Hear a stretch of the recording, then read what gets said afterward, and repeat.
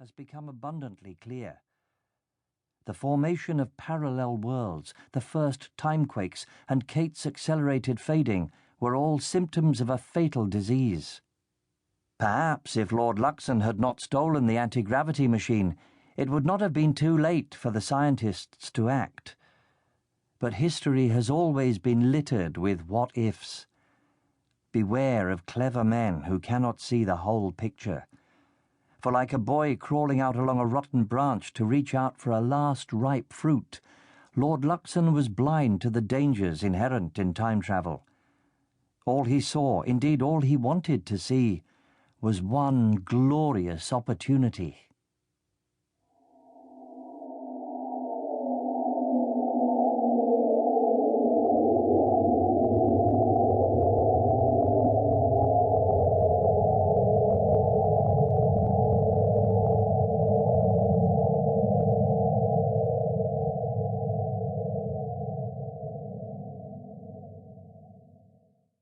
When Peter told me that the tarman had lost possession of the device to my former master, Lord Luxon, I was afraid, for I knew Lord Luxon's heart better, I think, than any man alive. I understood his parched soul, and how far his thirst might take him. He was not always thus. Once, long ago, and for no personal gain, he saved my life. But now Lord Luxon was that most dangerous of creatures, a good man who was turned bad. Gideon Seymour, Lincoln's Inn Fields, 1763. 1. Manhattan, in which Lord Luxon takes a fancy to New York. The sun shone down on the remarkable island of Manhattan, whose thrusting castles, too tall and numerous by far to be the stuff of fairy tales, held gravity in contempt as they vied to be the first to reach the sky.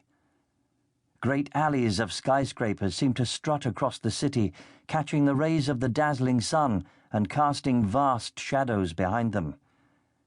It was August, and the air was heavy with an intense, moist heat, and those foolish enough to leave the cool shelter of the giant buildings for the scorching street would soon find their shirts sticking to their backs and their hair plastered to their foreheads. More than one New Yorker turning off 6th Avenue onto the comparative calm of Prince Street found their gaze sidling over to an individual whose stance as well as his dress marked him out, even in Soho, as somewhat unusual. The buildings were smaller here, on a more human scale, a mere 6 stories high, some of them with iron staircases zigzagging down toward the sidewalks, which mid-afternoon were already in deep shade.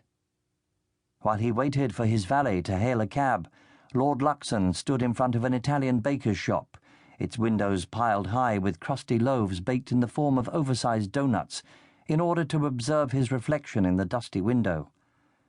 He adjusted his posture. People were strolling by in various stages of undress, wearing shades and shorts and brightly coloured T-shirts, darting from one air-conditioned building to another. Lord Luxon, however, appeared cool and immaculate in an ivory 3-piece suit, cut expertly from the lightest of cloths, which skimmed the contours of his slim figure. He assumed his habitual stance, legs apart, one arm neatly behind his back, the other resting lightly on his silver-tipped ebony cane. He consciously lengthened the muscles at the back of his neck so that he held his head at precisely the angle that announced eloquently that here was an English aristocrat, born of an ancient line of English aristocrats, and accustomed to all that life can afford in whatever century he happened to find himself. He observed his silhouette and congratulated himself on having discovered a tailor of such exceptional talent in an age when the male of the species seemed to have forgotten both the art and pleasure of self-adornment. And how curious it was that although well more than 2 centuries separated his tailors, their respective premises on London's Savile Row were but a few dozen paces the one from the other. A middle-aged tourist, his sagging belly bulging over the waist of his shorts, stopped to stare for a moment at this vision in cream linen. Lord Luxon eyed him with distaste and thought of his cedarwood chests in 17...